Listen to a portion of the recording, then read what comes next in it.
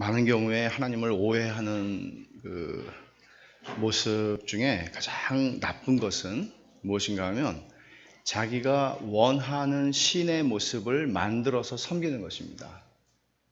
그러니까 자기가 원하는 목적이 있죠. 그 목적을 이루기 위해서 그 목적에 합당한 하나님을 만들죠. 그래서 미국 사람들이 정말 경망되게 사용하는 말 중에 하나는 God bless America, 하나님이 미국을 축복하시기를 하는 것입니다. 그들이 말하는 하나님은 성경이 말하는 하나님일 수는 없습니다. 그들이 명백히 하나님께서 규정하시는 죄를 죄가 아니라고 말하는 것이 단순히 사법부의 판단만이 아니라 행정부의 판단이기도 하고, 이것이 그저 온 나라를 점점 하나님에 대해서 반역적인 정책과 결정들을 내리고 살아가면서 그들은 God bless America를 쉽게 말하고 Amazing Grace를 쉽게 부릅니다. 그것은 그렇게 해줬으면 좋겠다 하는 바람은 있지만 그들이 말하는 God, 그것은 하나님이 아닙니다. 성경이 말하는 하나님은 아닙니다. 그런데 그것은 미국이라는 나라에서만 일어나는 것이 아니라 우리의 삶에서도 얼마든지 그럴 수 있죠. 내가 믿고 싶은 하나님은 나에게 내 병을 고쳐주시는 하나님이다. 내가 믿고 싶은 하나님은 내 소원, 내가 원하는 것을 성취해주는 하나님이다. 그래서 그런 하나님에게 매달립니다. 금식 기도도 하고 열심히 기도를 하죠. 그러나 그 일이 일어났을 때는 껑충껑충 뛰면서 할렐루야를 외치지만 그 일이 내가 원하는 방식대로 일어나지 않았을 때 우리의 신앙은 위태로워집니다. 그러니까 내가 원하는 대로 되는, 원하는 대로 이루어주는 하나님. 그러나 성경은 하나님은 주권자시다 그렇게 얘기하는데, 하나님은 주권자시다라는 말의 뜻은 하나님은 마음대로 하신다는 뜻이에요. 그러니까 말하자면 내가 원하는 것에 의해서 하나님이 좌우되시지 않는다는 거죠. 그래서 우리가 종종 말하는 하나님의 보좌를 흔드는 기도라든지 하나님의 마음을 움직이는 기도라든지 이런 말은 신학적으로는 사실상 문제가 있는 말들이죠. 무슨 이야기인지는 알지만, 이해하지만 참 조심해서 써야 될 말들이 많습니다. 그저 하나님은 우리의 정성에 못 이겨서 움직여지는 하나님. 그렇다면 하나님이 내 뜻대로, 내 정성, 내 때 쓰는 것에 의해서 하나님이 그 자식이 때 쓰면 들어주시는 하나님이라면, 세상의 부모도 정상적인 부모라면 때 쓰는 대로 따라가지 않습니다. 그런 부모는 좋은 부모는 아닙니다. 왜냐하면 부모가 가지고 있는 안목과 부모가 가지고 있는 생각 속에서 정말 내 자식에게 좋은 게 뭔지를 알고 있기 때문이죠. 그런데 우리는 그런 우리 육신의 부모만도 못한 존재로 하나님을 만들어서 섬길 수 있는 것이죠. 그래서 거짓 선지자들이 구약 시대에 참 많았습니다. 진짜 선지자보다는 거짓 선지자가 많았습니다. 거짓 선지자들의 특징을 예레미야 6장 14절에서 이렇게 얘기하죠. 그들은 평화가 없는데 평화를 외친다. 그러면서 백성들의 상처는 너무나 깊어서 죽게 된 상처가 있는데 그 죽게 된 상처를 보면서도 그들은 심상이 개역성경에서 그렇게 말했어요. 심상이 고쳐주며. 그래서 옛날에 그 심상이라는 말이 어려운 말이라서 한자거든요. 그 이해를 못했는데 피상적으로 고쳐준다는 뜻이거든요. 그러니까 암 환자한테 반창고 하나 탁 발라주고 소화제 하나 주면서 이제 3개월밖에 남지 않은 사람에게 소화제 잘 잡수시고 많이 주무시고 물 많이 마시고 그럼 됩니다. 이렇게 얘기하는 거죠. 이게 거짓 선지자들의 특징이다. 그럼 여러분, 예레미야 선지자는 참된 선지자였는데 이 성전 다 무너질 거다. 우리나라는 다 망할 거다. 이 메시지를 기분 좋게 받아들일 수 있는 사람은 하나도 없었습니다. 거짓 선지자들은 망하긴 왜 망하냐? 여기 하나님의 성전이 멀쩡히 서 있는데 누가 여호와 하나님의 성전이 있는 우리 민족, 택한 민족을 누가 건드리냐? 염려하지 마. 믿는 사람들은 두려워하는 거 아니야? 여러분, 굉장히 그럴듯한 얘기입니다. 그러나 문제는 뭔가 하면 내가 원하는 것, 여러분, 누가 망하기를 원하겠습니까? 누가 전쟁이 나기를 원하겠습니까? 아무도 원하지 않죠. 근데 거짓 선지자들은 그들이 원하는 얘기를 해준 겁니다. 원하는 얘기를 해준 거죠. 여러분 가운데 여러분이 이제 병원에 가서 검사를 했는데 보니까 의사 선생님이 보니까 3달밖에 남지 않았어요. 심각해요. 그러면 여러분은 그런 것을 알고도 의사 선생님이 나를 위로하기 위해서 괜찮아요. 이 소화제 잡수시고 저희 날 거예요.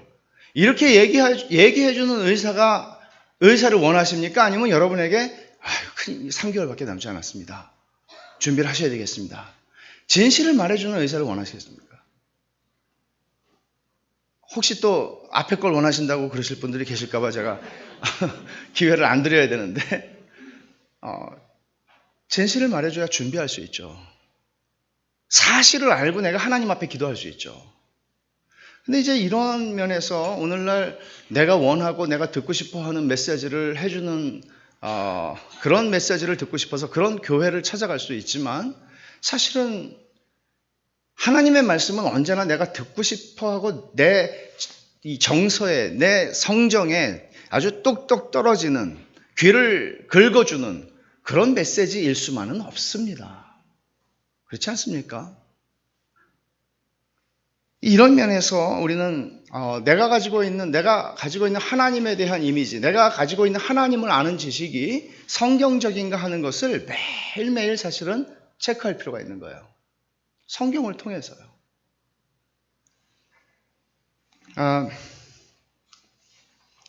성경이 가르치는 하나님의 선하심은 기본적으로 이 세상에서 보통 오늘날에 옛날에는 그랬습니다. 옛날에는 특정 교단에서만 번영신학을 말한다고 얘기했지만 제가 볼 때는 지금은 대한예수교 장로의 합동, 고신, 합신 할 것 없이 너무 번영신학이 보편화되어 있습니다. 예수 믿고 복 받으라는 거죠. 성경이 말하고 있는 제가 예레미야 32장에 있는 그 복이라고 하는 말 그것을 설명드렸지만 오늘 우리가 읽은 본문에서도 8절에 보면 너희는 여호와의 선하심을 맛보아할지어다 그에게 피하는 자는 복이 있도다. 이 복이 있다는 게 무슨 의미인지를 제대로 이해를 못하는 거예요. 중국 사람들이 복자 뒤집어 써놓고서는 하늘에서 복이 떨어지는 거 원하는 식으로 그죠? 그런 식으로 우리는 성경을 읽을 때마다 복이라는 단어를 읽을 때마다 그런 식으로 성경을 이해하는 것이죠. 내가 원하는 것들을 해주셔야 하고 내 인생을 성공적으로 이끌어 가셔야 하고 내 문제들을 해결해 주셔야 하는 하나님이에요. 그러니까 하나님의 선하심을 맛보아 알라 다윗이 말할 때 다윗이 지금 하는 이야기는 이런 의미가 아니죠. 비록 지금은 내가 힘들다. 하지만 하나님이 언젠가는 좋은 날을 주실 거다. 하나님 선하시니까. 이런 얘기가 아니라는 겁니다. 해 뜰 날 있다. 쨍하고 해 뜰 날 돌아오겠네. 이런 메시지가 아닙니다. 언젠가 기다리면 좋은 날도 온다가 아니라 바로 지금 내가 처해 있는 환경과 상황이 어떠하든지 상관없이 하나님께서 나에게 주시는 은혜와 복과 선하심을 내가 지금 누리게 하는 그게 복음이에요. 복음의 결과라고 말할 수 있죠.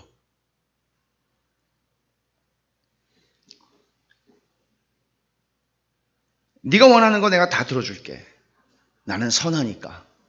성경은 이렇게 말하지 않는다는 것이죠. 오늘 본문 1절을 보면 1절 앞에 이 표제가 나오는데 다윗이 아비멜렉 앞에서 미친 채 하다가 쫓겨나서 지은 시다. 그렇게 얘기를 합니다. 이것은 사무엘상 21장으로 우리 그 상황을 이해하기 위해서 사무엘상 21장으로 가게 합니다. 사무엘상 21장을 보시면 이제 다윗은 보세요. 성경이 얘기하고 있는 이 고난이라고 하는 것에 대한 성경적 관점을 우리가 정확하게 이해하는 거 굉장히 중요합니다. 왜냐하면 고난이 없는 인생은 없거든요. 근데 그 고난을 성경이 가르쳐 주는 대로 성경이 하나님이 보시는 눈으로 내가 내 인생에 일어나는 고난을 보는 것 너무너무 중요한 겁니다. 왜냐하면 고난의 자리에서 넘어지는 사람들이 많거든요. 고난의 자리에서. 다윗의 생애만 봐도 그렇습니다. 다윗은 뭐 집에서 그냥 막내 아들로 양치면서 그렇게 자라고 있었습니다. 근데 그의 인생에 한 전기가 마련되죠. 그건 뭔가 하면 사무엘이, 그 위대한 선지자 사무엘이 자기 집에 와서, 아버지 집에 와서 왕으로 기름을 부어준 겁니다. 자기에게. 이때 나이 10대였습니다.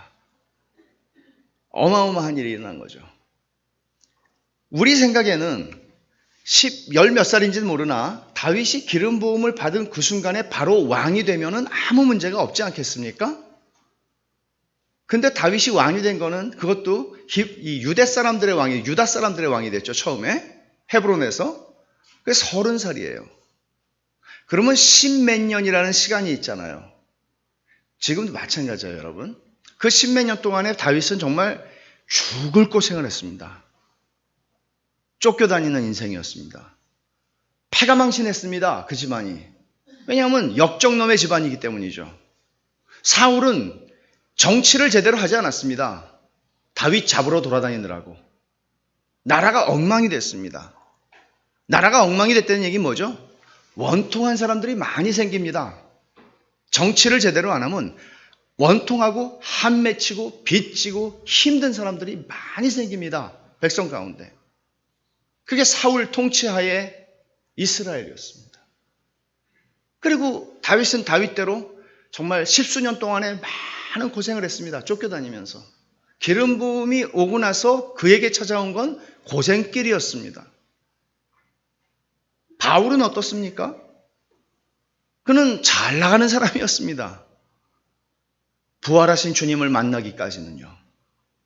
부활하신 주님 만나고 인생 죽을 때까지 쉼이 참 고생 많이 했습니다. 고린도후서에 한 서너 군데에서 그는 자기가 고생한 얘기를 쏟아내고 있는데 정말 가슴 절절하게 들을 수 있는 얘기들입니다. 그러면 번영신학이라는 게 설 자리가 어디에 있습니까? 예수님은 어떻습니까? 예수님은 예수님 믿으면 나처럼 된다. 누가 예수님처럼 되고 싶은 사람이 있습니까? 이 땅에 와서 인간이 겪을 수 있는 모든 것들을 겪고 죽으셨습니다. 사도들의 삶이 그렇습니다. 그런데 오늘날 기독교는 이상한 기독교가 된 거죠. 이상한 기독교입니다. 이상하다는 것은 성경을 보고 오늘날의 우리 기독교, 그러니까 제 말씀은 성경 문맹 시대다. 어떤 학자는 그렇게 얘기했습니다. 우리 시대를. 성경 문맹 시대. 읽을 줄 아는 능력은 있지만 성경에 대해서는 무지한 세대죠. 기준이 없어요. 강단에서 무슨 말을 하든지 아멘이에요. 거기에는 아멘을 하시면 안 되는 거라고 얘기했다가 떠나신 교인도 있어요. 그 말을 안 했어야 되는데 제가. 아무 데서나 아멘 하는 거예요.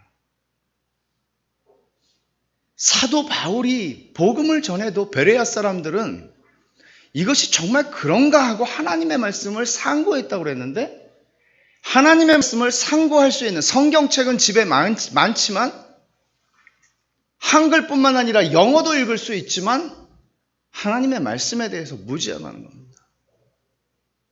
성경을 정직하게 한 번만이라도 제대로 읽어봤다면 속지 않을 만한 말들이 오늘날 많이 선포되고 있는 게 현실입니다.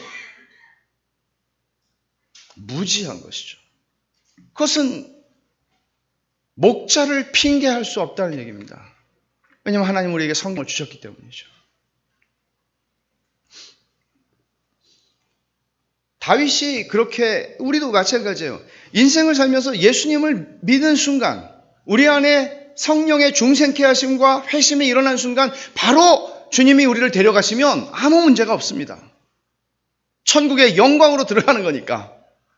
그런데 우리는 예수를 믿고 어제와 같이 또 살아가야 돼요. 인생을. 이 시간 예수를 믿고 죽을 때까지 우리에게 주어지는 시간. 이 시간에 대한 통찰을 성경은 우리에게 많이 알려주고 있습니다. 다윗은 그런 시간 속에서 이 시를 쓴 겁니다. 쫓기고 있을 때. 근데 쫓기고 있을 때, 단순히 쫓기고 있을 때가 아니라 다윗이 쫓기고 있던 상황 중에서도 아주 인상적으로 힘들었던 시간에, 사무엘상 21장에 있는 이야기인데, 여러분 22장 1절과 2절만 제가 보죠. 사무엘상 22장 1절과 2절만 보겠습니다. 그러므로 다윗이 그곳을 떠났다는 것은 블레셋을 떠났다는 얘기입니다. 아둘람 굴로 도망하며 그의 형제와 아버지의 온 집이 듣고 그리로 내려가서 그에게 이르렀고, 그러니까 이제 패가 망신한 집안에서 반역자의 집안이니까 얼마나 힘들었겠습니까? 형제와 아버지의 온 집이 다윗에게로 나왔습니다. 환난당한 모든 자, 빚진 모든 자, 마음이 원통한 자가 다 그에게로 모였고, 그는 그들의 우두머리가 되었는데 그와 함께 한 자가 400명가량 되었다. 어떤 상황인가 하면 아비멜렉에게서 쫓겨났다. 다윗이 숨고 도망가고 하는데 유대 땅, 그 좁은 유대 땅에서는 더 이상 숨을 데가 없어요. 그래서 결국 그는 이스라엘의 원수인 블레셋으로 숨은 겁니다. 망명한 겁니다. 요즘 말로 하면 정치적 망명입니다. 그런데 망명이 받아들여질 만한 상황이 아니었습니다. 왜냐하면 다윗이 그동안 블레셋 사람들을 죽인 게 너무 많아요. 그래서 다 알아요. 사울이 죽인 자는 천천히요, 다윗이 죽인 자는 만만이라 하는 이스라엘 사람들이 부르던 노래를 그대로 블레셋의 장수들이 알고 있고, 아기스 왕에게, 여기 아비멜렉에게서 쫓겨났다 할 때 그 아비멜렉이라는 것은 바로처럼 이스라엘 유대 애굽의 왕의 칭호가 바로죠.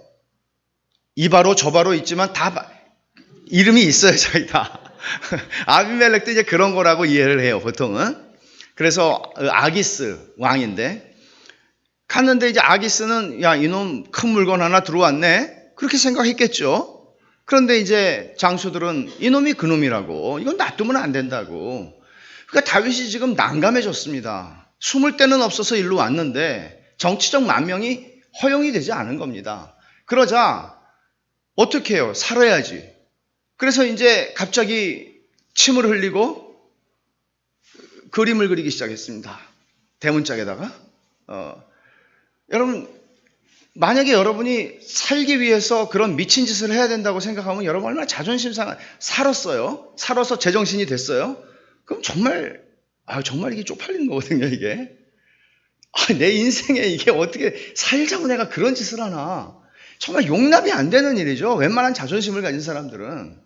그러니까 이게 너무 힘든 상황이란 말이에요. 그리고 다시 유다 땅으로 들어와서 아둘람 굴이라고 하는 곳으로 숨어 들어갔습니다. 숨을 때는 굴밖에 없죠. 근데 문제는 뭔가 하면 나는 내 한 몸 가누기도 힘든데 왜 이렇게 인간들이 나한테 붙는가? 다윗이 이때 20대였을 것입니다, 분명히. 20대에서도 말도 아니고 초반쯤이었을 거라고 봐요. 그러면 이 젊은 다윗이 지금 청년부 20몇 살 청년부 애입니다. 여기 지금 한 400명이 붙은 거예요. 근데 400명 중에 뭐 쓸만한 사람이 없어요. 이 개척교회를 해도 좀 쓸만한 사람이 와야 되잖아요. 이 쓸만한 사람이 없어요.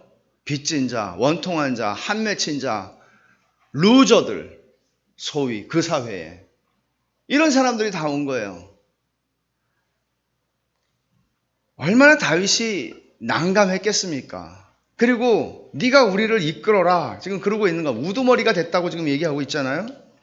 이런 상황 속에서 이 시를 썼다고 34편 이 표제는 우리에게 설명을 해주고 있습니다. 그럼 이 상황에서 다윗이 저 같았으면 이렇게 했을 것 같아요. 그냥 정말 나도 불쌍하다. 저 자신이 불쌍해졌을 것 같아요. 어쩌란 말이냐. 나 혼자도 감당 못하겠는데 이 많은 사람이 와가지고 나한테 기대고 있으니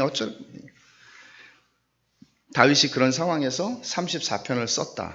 그 중에 8절은, 오늘 읽은 8절은 너희는 여호와의 선하심을 맛보아 알지어다. 그에게 피하는 자는 복이 있다. 이 시는 시죠. 근데 시인데 사실은 아주 위대한 설교입니다. 한편의 설교입니다. 이 설교의 가장 놀라운 본문이 바로 오늘 우리가 읽은 8절 말씀이라는 것이죠. 이 8절에 그에게 피하는 자는 복이 있다. 복이 있다는 말을 우리가 이게 무슨 언젠가 좋은 날이 올 것이다, 그렇게 이해를 하는 것이 아니라 복이 있다, 이건 현재적으로 행복하다, 그런 말이에요. 그에게 피하는 자는 행복하다. 예수를 믿는다는 것은 이 비밀을 아는 것입니다. 주날개 및 내가 평안히 쉬네. 그걸 아는 겁니다. 그 주날개 및 내가 평안히 쉬네가 어디서 나온 찬송인지 아십니까? 시편 57편입니다. 시편 57편과 시편 34편은 비슷한 상황 속에서 쓴 시입니다. 57편을 한번 잠깐 가보겠습니다. 57편의 표제에 이렇게 되어 있습니다. 다윗의 믹담시, 인도자를 따라 알다스헷에 맞춘 노래, 다윗이 사울을 피하여 굴에 있던 때, 아둘람 굴인지는 모르지만 굴에 있던 때예요. 1절을 보면 하나님이여 내게 은혜를 베푸소서, 내게 은혜를 베푸소서, 내 영혼이 주께로 피하되 주의 날개 그늘 아래에서 이 재앙들이 지나기까지 피하리이다. 다윗은 이 재앙이 지나간다는 사실을 알고 있고, 이 재앙이 지나가는 동안에 내가 주의 날개 그늘 아래 피하여 있다는 것을 압니다. 그리고 2절에 내가 지존하신 하나님께 부르짖은, 지존하신 하나님, 모든 것을 당신의 손안에서 움직이시는 전능하신 하나님, 지극히 존귀하신 하나님께 부르짖나이다. 곧 나를 위하여 모든 것을 이루시는 하나님께로다. 저는 이 2절의 말씀이 정말 놀라운 말씀이라고 봐요. 곧 나를 위하여 모든 것을 이루시는 하나님. 이거는 번영신학을 얘기하는, 그냥 내 건강하게 해주고 돈 갖다 주고 문제 해결해 주는 이런 얘기를 하는 게 아니에요. 지금 이 상황을 얘기하는 거예요. 지금 이 상황도 하나님이 나를 위하여 모든 것을 나를 위하여 어떤 것이 아니라 나를 위하여 이 상황 속에서도 지금 나를 위하여 이 일을 하시는 하나님이라는 얘기예요. 나를 위하여 모든 것을 하시는 하나님. 동일한 말씀입니다. 오늘 8절 말씀이 너희는 여호와의 선하심을 맛보할지어다. 그에게 피하는 자는 복이 있다. 그의 날개 그늘 아래에서, 그분은 어떤 분이냐? 나를 위하여 모든 것을 이루시는 하나님. 지금 이 일도 그분의 선하신 손 안에서 이루어지는 선이라는 것입니다. 그 선을 그는 하나님의 날개 그늘 아래에서 맛보고 있는 것입니다. 다윗의 생애를 여러분이 어렴풋이 다 아시죠? 다윗은 왕이 됐습니다. 30세. 왕. 좋은 것이죠. 엘리자베스 여왕은 지금 영국 역사에 최고로 길게 통치한 여왕이 되었는데 옷도 얼마나 그 할머니는 멋있게 입고 다니시는지, 모자도 얼마나 할머니가 어찌 저런 할머니가 있으신지 부럽죠. 근데 다윗은 왕이 되기는 했는데 왕이 되기 전과 된 후의 삶을 보면 된 후의 삶을 그는 행복한 삶으로 회고하기 쉽지 않았을 거란 생각이 듭니다. 큰 범죄를 저질렀을 뿐만 아니라 자식이 자식을 죽이는 일이 일어났고, 자식이 자식을 강간하는 일이, 근친상간이 그 집안에서 일어났고, 자식에 의해서 왕위를 찬탈당하고 쫓겨가고 목숨을 부지해야 하는 일이 일어났고, 내 장수가 내 자식을 죽이는 일이 일어났고, 자기 밑에 있는 장수 하나 자기 마음대로 할 수 없어서 마음고생을 해야 했던 다윗이었습니다. 저는 결코 다윗이 자기의 왕이 된 후의 삶을 아주 그 왕이 되었다는 것, 그 권력을 가지고 있다는 것, 그 사실 때문에 그는 행복하다고 고백하지 않았을 것을 저는 분명히 확신합니다. 도리어 다윗의 노년에 어떤 분이 다윗의 생애를 더듬으며 인터뷰를 요청했을 때에 다윗 왕이여, 정말 당신의 생애에 정말 행복했던 때는 언제였습니까? 라고 한다면 저는 이때를 얘기하지 않았을까 하는 생각이 들어요. 다만 저의 그냥 추측일까요? 우리의 삶도 그렇지 않습니까? 내가 지금 잘 먹고 잘 살고 평안하고 이만하면 정말 과거에 내가 힘들었던 때와 비하면 정말 상대도 안 되는 그런 시간을 내가 보내고 있음에도 불구하고 정말 내가 그렇게 내 인생에 가장 행복했던 시간을 꼽으라면 그것이 단순히 잘 먹고 잘 입고 잘 사는 그런 시간일까요? 큰 고통과 환난 가운데에서 주의 날개 그늘 아래서 피하여 하나님의 은혜를 말도 못하게 경험했던 그런 시간들 기억하지 않습니까? 진짜 행복하다는 게 뭘까요, 여러분? 진짜 복이 있다 하는 게 뭘까요? 편안해서 이제는 기도 안 해도 거저가는 것 같은 삶일까요? 기도하지 않고는 하루하루를 버틸 수가 없고, 기도하지 않고는 정말 살 수가 없는 것 같은 그런 삶 속에서 하나님 앞에 엎드려서 신음하듯이 하나님께 기도하고 엎드리던 그런 시간들이 진짜 행복한 시간 아닌가요? 하나님은 은혜를 많이 주셨고요. 그래서 그런 관점에서 오늘 그런 그 고난을 바라보는 큰 관점에서 이 말씀을 우리는 이해할 수 있습니다. 1절에 내가 여호와를 항상 송축하며 내 입술로 항상 주를 찬양하리이다 라고 말합니다. 확신의 절정이에요. 이거는 확신이 있어요. 그에게는. 그래서 항상 송축한다고 말해요. 항상 찬양한다고 말해요. 내가 잘 될 때 찬양하고 이런 게 아니라 내가 지금 이 힘든 상황 속에서 미친 척하다가 생명을 부지하고 나와서 지금도 굴 속에서 어두캄캄하고 침침하고 굴에서 잠이나 제대로 왔겠습니까? 이런 상황 가운데서 그는 여호와를 항상 송축하며 내 입술로 항상 주를 찬양하리이다라고 말해요. 시편 57편 아까 우리가 읽은 말씀에서도 마찬가지예요. 그는 여호와여 나를 긍휼히 여기시고 나를 피하게 해주십시오라고 기도해요. 그런데 뒤에 가서 보면 뭐라고 얘기하는지 아세요? 하나님의 인자하심과 하나님의 진실하심이 궁창에 미치고 온 세상에 미친다고 하나님을 찬송해요. 자기 신세를 잊어버리고 하나님이 어떤 분이신지를 찬양해요. 지금 그런 얘기를 하고 있는 거예요. 무슨 되지도 않는 소리냐가 아니라 이게 기독교 신앙의 비밀이라고요. 집사를 세우려면 믿음의 비밀을 가진 자여야 한다. 믿음의 비밀이에요, 이거. 믿음이 우리 안에서 한 인간으로서 현실적인 눈을 가지고 살아가고 두 발을 땅바닥에 디디고 살아가는 인간에게 할 수 없는 일을 믿음이 하게 하는 겁니다. 은혜의 능력이에요. 확신의 절정이죠. 그는 자기 연민으로 하나님 앞에 푸념어린 한탄을 내뱉지 않습니다. 그러면서 2절에 보면 내 영혼이 여호와를 자랑하리니 공고한 자들이 이를 듣고 기뻐하려다. 여호와를 자랑한대요. 자랑하는 자는 주 안에서 자랑하라고 말했습니다. 자랑할 것은 우리의 지혜도 아니고 부함도 아니고 용맹도 아니라고 그랬습니다. 명철하여 나를 아는 것과 하나님을 아는 것, 하나님을 아는 지식, 하나님이 모든 것을 하셨다고 말하는, 모든 것이 하나님께로부터 나왔고 하나님으로 말미암으며 하나님께로 돌아간다고 하는, 그러나 하나님을 자랑한다고 말하죠. 그러면서 공고한 자들이 이를 듣고 기뻐한대요. 여러분, 이게 진짜 설교죠. 진짜 설교는 이거예요. 공고한 자들이 듣고 기뻐하는 거예요. 다윗, 누가 봐도 공고한 사람입니다. 이 사람 참 불쌍한 사람입니다.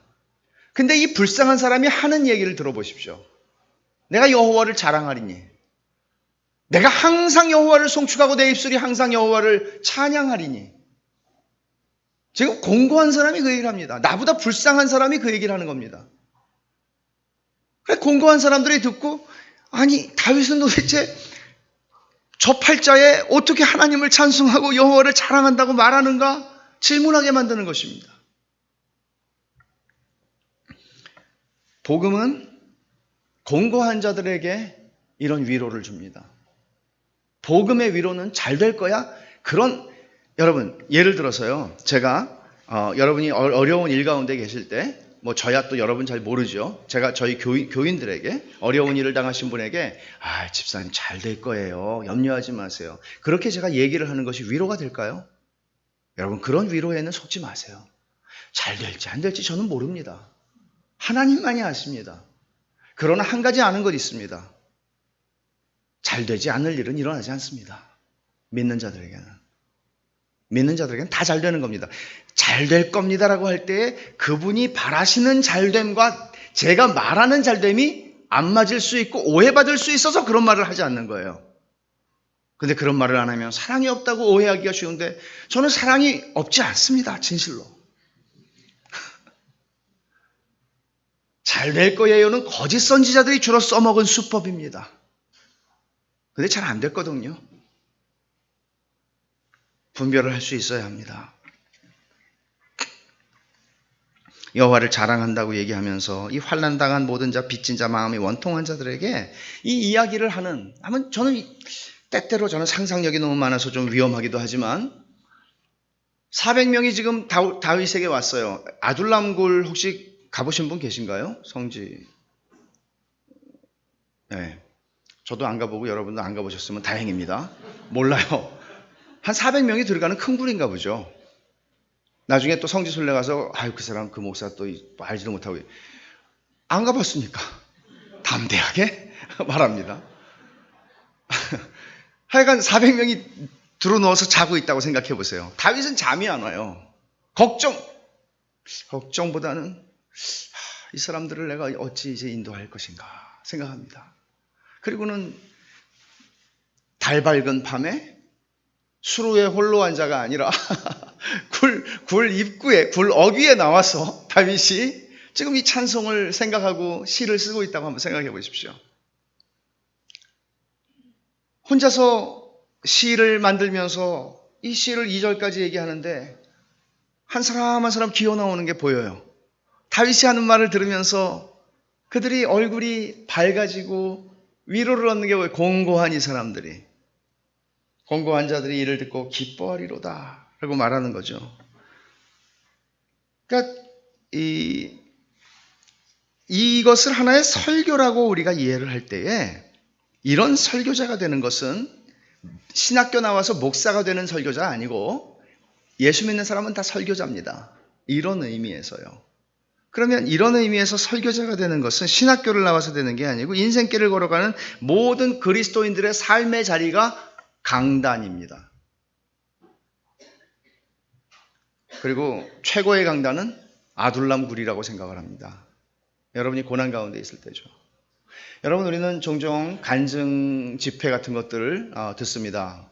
하누리 교회는 그런 거 안 하는 걸로 제가 알고 있지만 간증 집회 그러면 보통 포스터에 나오는 분들은 연예인이라든지 기타 성공하신 분들이라든지 유명한 분들이죠. 근데 유명한 예를 들어서 자식을 가장 훌륭하게 키우신 분이 훌륭한 거는 이제 바깥에서 볼 때 자식을 훌륭하게 기르는 법에 대해서 이제 간증을 합니다.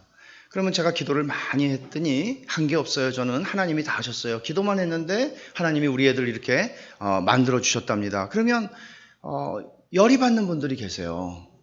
한두 분이 아니고 많이. 나도 저 사람만큼은 기도를 한 것 같은데 우리 애들은 왜 저렇게 안 됐나 그런 생각이 들어요.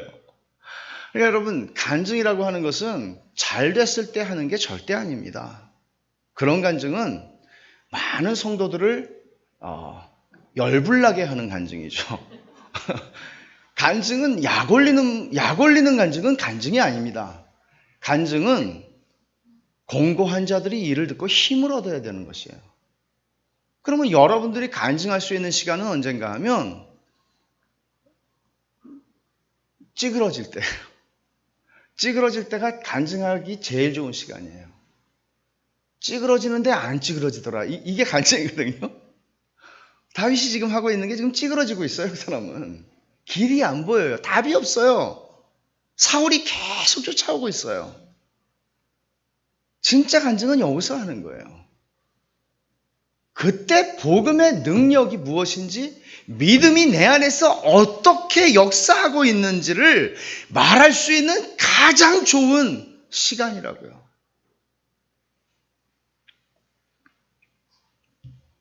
근데 공고한 자들이 기뻐하는 것, 단순히 그것이 그의 목표가 아니었습니다. 그는 3절에 이렇게 말합니다. 나와 함께 여호와를 광대하시다 하며 함께 그의 이름을 높이세. 놀라운 얘기예요. 다윗은 지금 홀로 굴 어귀에 서서 혼자 하나님을 찬송하고 있습니다. 근데 그는 알아요. 하나님은 나 혼자 찬송하는 것으로 만족하시고 기뻐하시죠. 그러나 하나님은 온 세계 우주 만물 모든 피조물들 하늘 위에 땅 위에 땅 아래 바다 위에 바다 가운데 있는 모든 피조물이 찬양을 해야 할 하나님인 걸 알아요. 그래서 그는 솔로로 지금 찬송을 부르고 있다가 400명이 코러스로 부르면 좋겠다. 그렇게 지금 얘기를 하고 있는 겁니다. 그래서 베르디의 오페라에 히브리 노예들의 합창이 있죠. 히브리 노예들의 합창. 이 구절을 읽으면 그게 생각이 나요. 사람들이 하나씩 둘씩 나와서 그들은 다윗의 노래에 동참을 합니다. 여호와는 광대하시다. 위대하시다는 말이죠. 우리가 부르는 찬송 가운데 주님의 높고 위대하심을, 여러분 그 찬송을 우리가 부를 때 머리칼이 쓰지 않습니까? 이 하나님의 위대하심을 말할 수 있는 것. 함께. 다윗은 그렇게 하나님을 찬송하고 싶어 하는 거죠. 함께 그 이름을 높이자라고 권유합니다. 그 다음에 4절부터 7절은 어떤 형식으로 되어 있나 하면, 이 문장 형식이 4절에서는 과거의 경험을 이야기하고 그 경험으로부터 도출된 신앙의 원리를 5절에서 얘기하고, 또 6절에서는 과거의 경험을 얘기하고 그 과거의 경험에서 도출한 신앙의 원리, 배운 신앙의 원리를 7절에서 얘기합니다. 4절 보실까요? 내가 여호와께 간구하며 내게 응답하시고 내 모든 두려움에서 나를 건지셨도다. 과거죠?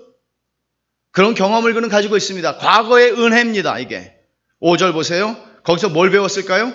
그들이 주를 앙망하고 광채를 내었으니 그들의 얼굴은 부끄럽지 아니하리로다. 하나님을 바라보고 그에게 간구하고 했던 그 사람들, 나는 그 은혜를 받았는데 결국은 하나님이 그 얼굴을 빛나게 하고 부끄럽지 않게 하신다는 것을 그는 배웁니다. 이 원리를 지금도 마찬가지라는 것이죠. 내 얼굴을 부끄럽게 하지 않으시는 하나님. 이 원리를 그는 배웁니다.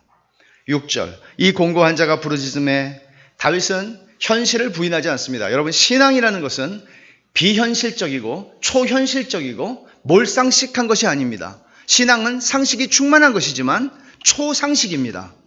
상식 수준이 아닙니다.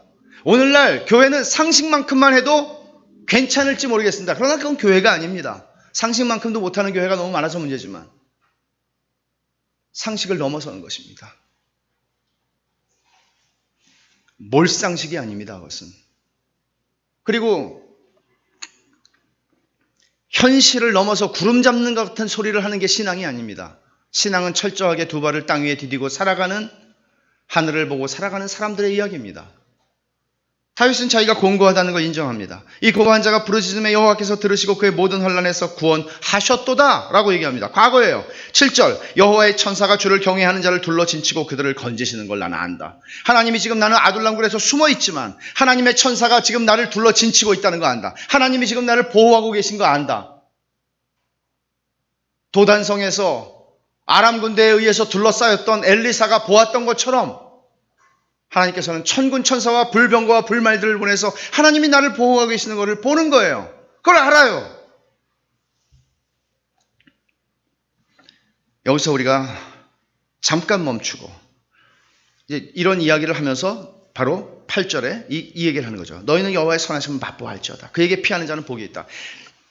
뭔지 아느냐? 신앙이란 여호와의 선하심을 맛보아 아는 것이다. 이게 신앙이야. 결론을 내리고 있는 것이죠. 그러면서 9절에서 뭐라고 그래요? 너희 성도들아 여호와를 경외하라. 그를 경외하는 자에게 부족함이 없다. 젊은 사자는 굶주릴지라도, 젊은 사자가 굶주리는 법이 어디 있어요? 젊은 사자가 굶주리는 일이 일어날지라도 여호와를 찾는 자는 10절이에요. 모든 좋은 것에 부족함이 없으리로다. 아니 지금 다윗이 누리고 있는 좋은 게 어디에 있습니까? 무슨 좋은 걸 호의호식하며 누리고 있습니까? 없습니다. 근데 다윗은 이렇게 말하고 있잖아요. 이것이 단지 우리 눈에 보이는 그저 호의호식하고 좋은 거 먹고 좋은 거 입고 좋은 데 살고 그런 얘기를 하는 게 아니잖아요. 그 이상의 얘기를 하고 있는 거라고요. 그 이상의 얘기를 하고 있는 것이에요. 다윗이 여기서 알았던 것이 무엇인가 하면 다윗은 하나님으로부터 인간의 행복의 조건이 충족된다는 사실을 알고 있는 겁니다. 여러분 이 사실 아십니까? 우리가 이 세상에서 원하는 것들을 이루는 것이 우리가 행복의 조건이 아니라는 것입니다. 어떤 심리학자가 한 말에 의하면 이런 얘기를 하더라고요. 6개월 이상 가는 게 없답니다. 세상에서 아무리 새로운 거 좋은 거 주어져도 6개월 이상 안 간답니다. 그 신선함, 그 새로움, 그 감격, 그 기쁨 6개월 이상 가는 게 없답니다. 그래서 다 권태에 이르는 거죠. 그렇게 즐거웠던 게 지금은 안 즐겁죠. 저는 결혼하고 이제 아침에 이렇게 일어나는데 옆에 누가 있잖아요. 항상 아무도 없었는데 그래서 이상하잖아요. 그래갖고 제 아내가 저보고 당신 누구야? 뭐 이렇게 막 이상하게 물어봤거든요. 그럼 제가 남편이지 뭐 이렇게 하고 뭐 닭살 좀 돋는 얘기지만, 근데 그런 거를 신혼부부들한테는 다 용납이 되고, 용납이 아니지. 그거 다 당연한 거죠. 신혼부부가 그렇게 안 하면 그게 좀 이상한 거죠. 근데 한 3년 됐는데 계속 그러고 있으면 병원에 가야 되는 거예요, 그게. 그런 방식으로 누리는 건 아니에요. 그렇죠? 그리고 대저택, 여러분, 뭐 아주 좋은 집을 여러분들이 새 집을 다 이렇게 짓고 이제 들어갔어요. 너무 기분이 좋잖아요. 막 이 방 가서 샀다가 저 방 가서 샀다가 막 기분이 새롭잖아요. 근데 6개월 이상 여러분이 그러시면 그것도 병원에 가 보셔야 돼요. 그러니까 6개월 이상 가질 않아요. 며칠 가요, 며칠. 뭐 자동차도 새거 딱 하면 기분이 좋은, 뭐 한 달 이상도 안 가죠. 그러니까 세상에서 그렇게 가는 게 많지 않습니다. 그러니까 그런 것들이 우리에게 가르쳐 주는 게 뭐겠어요? 그런 건 행복의 조건이 아닙니다. 그러니까 사람들이 만족하지 못하니까 계속 사는 거예요. 계속 뭔가 새로운 거를. 어저께 산 거는 지겨우니까. 다윗은 그걸 아는 겁니다. 젊었지만.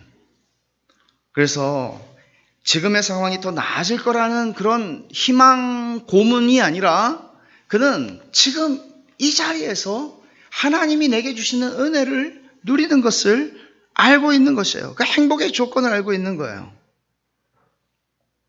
비록 상황을 이해할 수 없는 경우가 너무나 많아요. 우리 삶에서는. 도대체 왜 이럴까?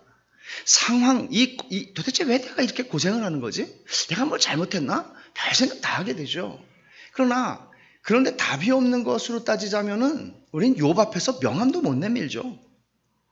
답이 없는 것. 그래서 제가 좋아하는 작가 가운데 저하고 신학적인 경향은 맞지는 않지만 이건 원고에 없는 얘기라서 그 사람 이름이 또 갑자기 생각이 안 납니다. 윤리학자인데 여하간 그분은 참 탁월한 신학자인데 알고 보니까 이혼을 하셨어요. 이혼을 하셨는데 결혼하고 몇 해 살지 않아서 부인이 이 정신과적인 문제가 생겨서 뭐 거의 이제 다른 남자들을 좋아하고 막 이제 이런 일들이 생긴 겁니다. 그래서 그런 부인을 계속 이제 안고 가는 거죠. 그러면서 이분이 이런 얘기를 했어요. 기독교인으로 산다는 것은 답이 없이 사는 것을 배우는 것이다. 그런 삶 속에서 나올 수 있는 얘기라고 생각하죠, 저는. 우리는 전부 내 머릿속에 어떤 딱 떨어지는 답을 원해요. 그러나 욥기에서 보세요. 하나님이 딱 떨어지는 답을 주셨던가요? 안 주십니다. 그러나 큰 답을 주십니다. 그 큰 답은 뭔지 아세요? 하나님 자신이에요. 하나님 자신이에요. 하나님이 살아계시고 하나님이 허락하신 일이고 하나님이 욥의 유익을 위해서 허락하신 일이라는 거예요.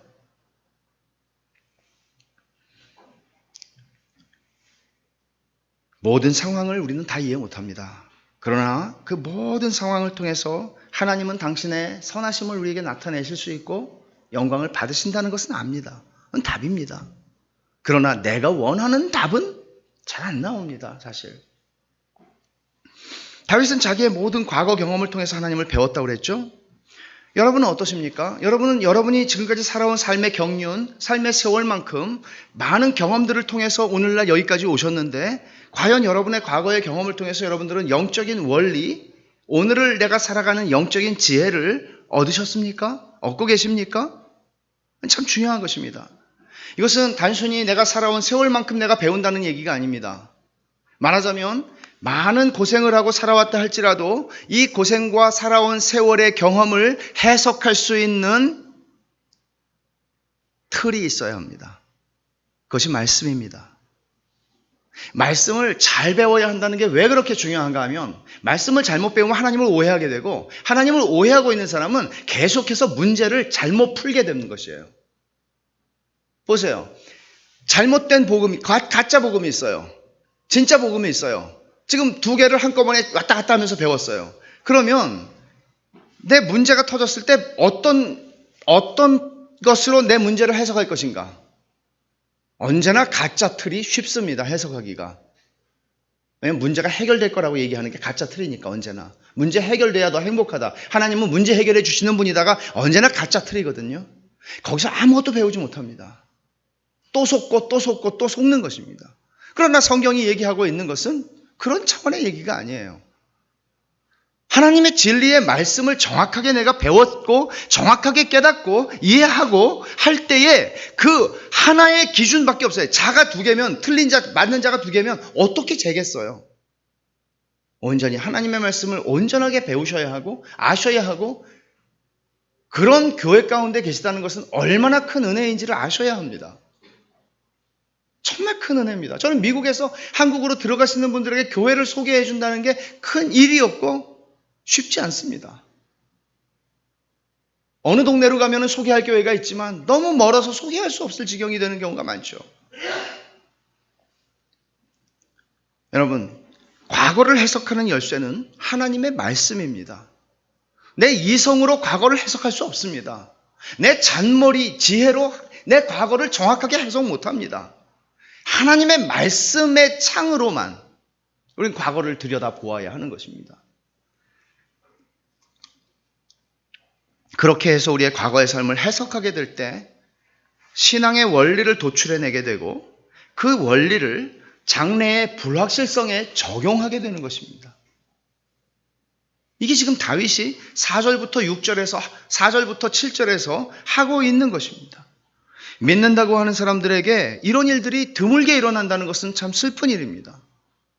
신앙생활을 한다는 것은 이 말씀으로 내 삶 속에 이 말씀을 적용하고 거기서 도출해내는 원리를 다시 장래에 적용하는 것입니다. 그러니까 이런 일들이 일어나지 않는다는 것은 8절이 안 일어난다는 것이죠. 여호와의 선하심을 맛보아 알지어다. 하나님의 선하심을 맛보아 아는 것이 기껏해야 우리가 기도한 대로 되었을 때, 내가 바라는 것이 이루어졌을 때 한정되게 되잖아요. 그런 일이 얼마나 일어나겠습니까? 하나님은 그럴 때만 하나님이 아니잖아요.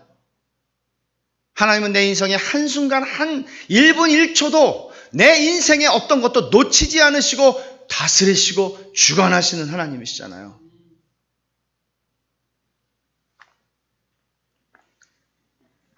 하나님의 선하심에 대한 이런 경험적 지식이 과거로부터 배워진 적이 없기 때문에 현재의 상황에 짓눌리는 일들이 일어나고 미래라는 것은 생각만 해도 암담해질 수 있는 것입니다. 이건 믿음으로 사는 삶이 아닙니다. 현재의 상황 속에 짓눌리는 경험, 미래에 대한 두려움에 압도당하는 경험, 우리가 다 이거 남 일이 아니라 이런 경험이 있죠. 그러나 성경이 오늘 말하고 있는 것은 그에게 피하는 자는 복이 있도다. 그에게 피하는 자는 행복하다라고 얘기합니다. 행복할 거라고 얘기하지 않습니다. 그에게 피하는 자는 행복하다. 그렇다면 나에게 주님께 피할 수 있는 이 환경은 축복인 것이죠. 주님밖에는 내가 피할 곳이 없게 나를 몰아가는 환경은 나에게 은혜인 거죠. 웬만해서는 우리는 주님께로 피하지 않거든요. 도울 힘이 없는 방백을 의지하고 싶거든요.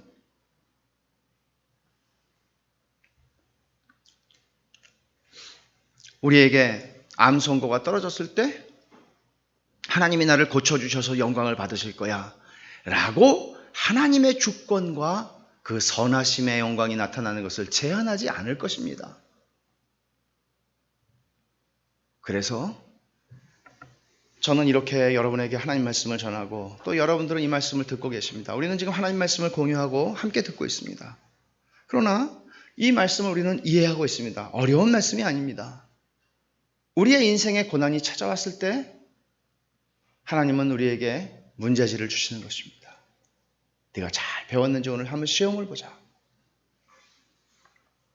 잘 풀어야 합니다. 저와 여러분의 인생에 고난은 올 것입니다. 혹은 지금 고난 가운데 있기도 합니다. 하나님께서 우리에게 자, 우리 중간고사 한번 보자. 그것은 떨어뜨리기 위한 시험이 아닙니다. 하나님의 선하심을 맛보아 알게 하시고자 하시는 하나님의 애쓰심입니다. 우리를 향하신 하나님의 큰 사랑입니다. 내 행복의 조건은 치유를 받는 것이 아니라 하나님의 뜻대로 이것을 통해서 내가 하나님의 선하심을 아는 것입니다 하는 것이죠. 그래서 제가 물론 전 모르겠습니다. 여러분 가운데 암으로 투병하신 적이 있으신지 혹은 현재 투병하고 계시는 분이 계신지. 그러나 제가 모르기 때문에 이렇게 말씀을 드리고 싶은 것은 제가 교인들께도 그런 말씀을 드립니다. 우리에게 암과 같은 질병이 찾아왔을 때 제가 여러분들을 위해서 어떻게 기도하는 것이 가장 좋은 것일까요? 목사가 여러분들이 암 선고를 받고 투병하고 계시는 그 자리에서, 병상에서 목사가 찾아와 신방을 할 때 여러분을 위해서 어떻게 기도해 주시면 가장 좋으시겠습니까, 여러분? 전능하신 하나님, 암에서 고쳐주시고 벌떡 일어나게 해주셔서 하나님의 영광을 받아주십시오 라고 기도하는 것, 이건 아닐까요? 오히려 하나님께서 나에게 허락하신 이 질병, 큰 아픔, 고통, 두려움, 그러나 이것을 통하여, 이 암을 통하여 하나님의 선하심을 놀랍고 깊이 있게 맛보아 알 수 있는 은혜를 구한다면 여러분들은 실망하시겠습니까? 존 파이퍼 목사님은 한 10여 년 전에 암 선고를 받고 수술을 해서 지금 치유되었죠. 그때 그분이 아주 인상적으로 쓴 짧은 아티클이 있었는데 뭔가 하면 Don't waste your cancer라고 하는 것이었습니다. 당신의 암을 낭비하지 마십시오. 당신의 고통을 낭비하지 마십시오. 당신에게 있는 나빠 보이는 일을 낭비하지 마십시오. 그런 얘기입니다. 나빠 보인다고 말한 것은 나쁜 일은 일어나지 않으니까요. 기독교인에게는. 나빠 보이는 일은 있지만 암도 그런 것입니다. 그러면 하나님께서 한눈을 팔아서 나에게 암이 온 것 아닙니다. 내가 뭔가를 잘못해가지고 두들겨 맞아서 암이 온 것도 아닙니다. 그렇다면 하나님께서 나에게 암이라는 것을 주셨을 때에 이 암을 통해서 나에게 뭔가 말씀하고 계시단 말이에요. 하나님의 선하심을 나에게 증명하고 싶어 하신단 말이에요. 하나님의 선하심을 내가 맛보아 경험적으로 그 어느 때보다도 깊이 알게 하신다고요. 여러분이 그 암을 통해서 하나님의 선하심을 맛보아 아는 일이 일어나지 않는다면 여러분은 암을 낭비하신 겁니다. 저와 여러분에게 일어나는 암만이 아니라 저와 여러분에게 일어나는 모든 아픔, 상실감, 고독, 고통, 힘듦, 이 모든 것들은 낭비되어서는 안 되는 것들입니다. 하나님의 선하심을 맛보아 알도록 주께서 사랑하는 자녀들에게 징계받지 아니하는 아들이 없다고 말씀하시면서 우리에게 주시는 은혜입니다.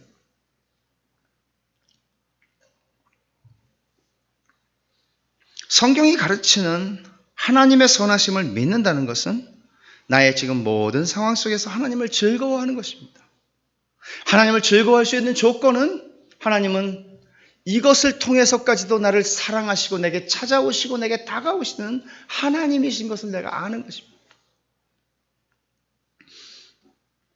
내가 바라는 결과가 일어날 것이라서가 아니라 하나님이 당신의 주권 속에서 어떻게 하시든지 선하신 의도로 사랑하는 아들을 향하여 주시는 은혜라는 것을 아는 것이고 고백하는 것이죠.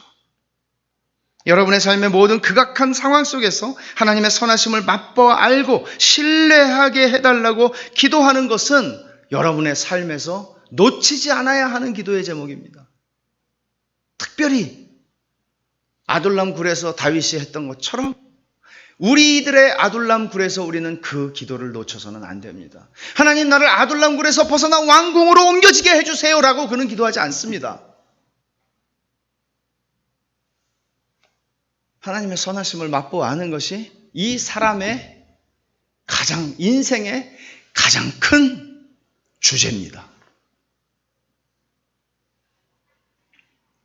만약에 하나님의 선하심을 맛보아 아는 것보다 더 우선되는 기도의 제목이 있고 그것보다 더 급한 여러분의 문제 해결해야 할 일들이 있다면 여러분들은 지금 믿음으로 행하고 있는 것이 아닐지 모르겠습니다.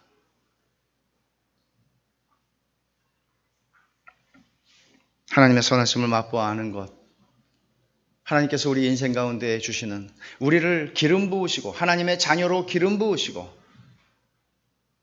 바로 데려가시지 않고 인생을 살게 하시는 이유입니다.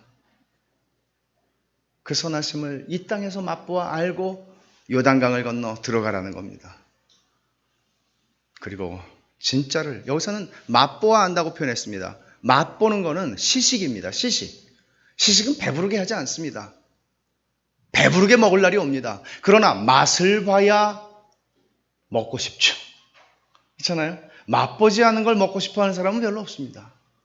이 땅에서 맛을 보았기에 우리는 영혼을 사모하게 되고, 이 땅에서 그 하나님의 선하심을 맛보아 알기에 우리는 하나님의 나라를 더 바라게 되고, 기껏해야 일용할 양식을 달라는 요구의 수준에 머무르는 것이 아니라 진정으로 주님께서 우리에게 가르쳐 주신 기도를, 나라가 임하옵시며 하나님의 나라가 이 땅에 임하기를 나는 원합니다.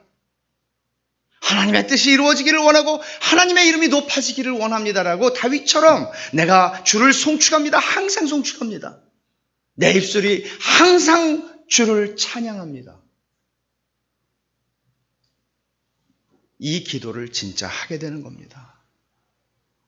억지로가 아니라, 주기도문 외워가지고 하는 게 아니라 그 기도가 나에게서 나오는 겁니다. 그래서 신앙의 중심은 내가 아니라 하나님이 되시는 거예요. 하나님이 되신 거예요. 우리 인생에 하나님의 선하심을 맛보아 아는 것 얼마나 중요한 것인지 모릅니다. 이것을 맛보아 알면서 우리는 우리에게 있는 그 하나님에 대한 숱한 오해들이 벗겨지게 되고, 진짜 하나님, 성경에 계시된 그 하나님을 더 알아가게 되는 것입니다. 오늘 본문은 단순히 하나님의 선하심을 맛보아 알라 하는 메시지로 끝나지 않습니다. 이 말씀은 우리를 이 세상을 향한 하나님의 설교자들로 부르시는 말씀입니다. 저와 여러분들은 다 고난을 살아갑니다. 3절에서 다윗이 말하는 것처럼 나와 함께 여호와를 광대하시다 하며 함께 그 이름을 높이세라고 말하는 것처럼, 진짜 하나님의 선하심을 맛보아 안 사람은 혼자서 하나님을 섬기는 것으로 만족하지 않습니다. 그는 하나님을 말하고 싶어하고 이 하나님의 선하심을 맛보아 알게 하고 싶어합니다. 저는 어디 가서 맛있는 걸 먹어보면 꼭 제 아내를 데리고 가고 싶은 마음이 견딜 수 없이 일어납니다. 물론 데리고 가서 맛없는 걸 왜 날 여기까지 데리고 왔냐는 이야기를 항상 듣지만, 그럼에도 불구하고 그 숱한 실패 속에서도 지치지 않고 저는 제 아내를 초청합니다. 전도라는 것이 무엇입니까?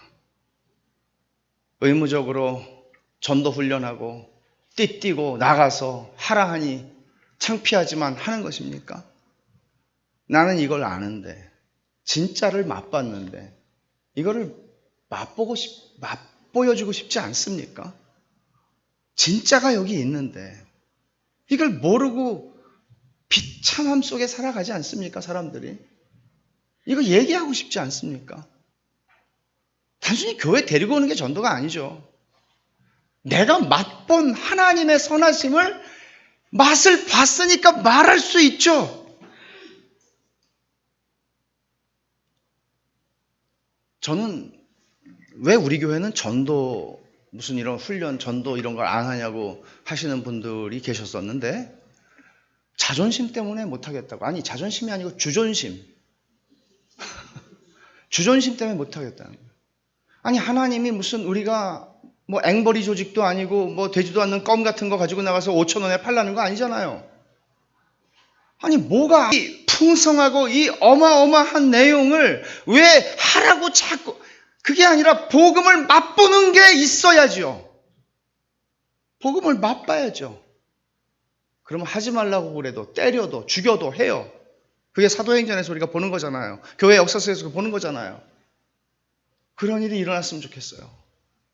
근데 그 일이 일어나기 위해서 키는 하나님을 우리 자신이 오해하고 있으면 안 돼요. 하나님의 선하심 우리가 맛봐야 돼요. 맛보는 만큼 우리 말할 수 있고요. 말하고 싶고요. 여러분들이 어떤 분 그러시더라고요. 저는 전도를 못하겠어요. 나중에 좀 형편 좀 피문해야지. 하나님께 영광이 되는 자리에 있지 않아가지고 나중에 하나님께 영광이 되는 자리에 하나님이 나를 부자로 만드시면 하겠다. 세월. 그런 게 아니에요, 여러분. 예수님은 십자가에서 하나님께 최고의 영광을 돌리셨어요. 아까 우리가 아침에 살펴본 말씀처럼. 십자가에서 진정한 루저가 됨으로써 무력하게 인간에 의해 죽으심으로써 그 죽으심으로써 주님은 하나님의 뜻을 이루셨어요. 놓치지 마세요. 여러분이 지금 어떤 자리에, 어떤 고난의 자리에, 어떤 말할 수 없는 그런 자리에 계시든지 하나님이 영광 받으시는 건 그것과 아무 상관이 없어요. 여러분이 그 자리에서 하나님의 선하심을 맛보아 알고 그 하나님을 맛보아 알라고 말할 수 있으시다면 사람들은 저와 여러분의 삶 속에서 제가 강단에서 설교하는 설교자로서가 아니라 제 삶을 보면서 제 얼굴에서 제 입술에서 제 태도에서 사람들은 어떤 메시지를 읽고 있다는 사실을 놓치지 마십시오. 우리는 끊임없이 입으로가 아니라 메시지를 전달하면서 이 땅을 살아가는 존재들입니다. 하나님 그렇게 우리를 부르셨습니다. 우리의 자녀들이 부모를 통해서 메시지를 받고 있습니다. 야, 성경 읽어! 가 아니라 부모를 통해서 메시지를 받고 있습니다. 부모를 통해서 하나님의 선하심을 볼 수 있어야 하고 우리의 삶이 그러기에 제가 책 말미에 썼던 것은 경건한 어른이 되는 것. 우리의 인생의 큰 과제가 아닐 수가 없습니다. 우리가 가진 하나님에 관한 모든 지식이 시험을 받는 장소는 아둘람 굴입니다. 고난의 자리입니다. 그 아둘람 굴에서 다윗이 했던 것처럼 멋진 설교를 하는 설교자가 되어 주십시오. 하나님께서 영광을 받으실 뿐 아니라 공고한 자들이 여러분의 설교를 듣고 힘을 얻을 것입니다.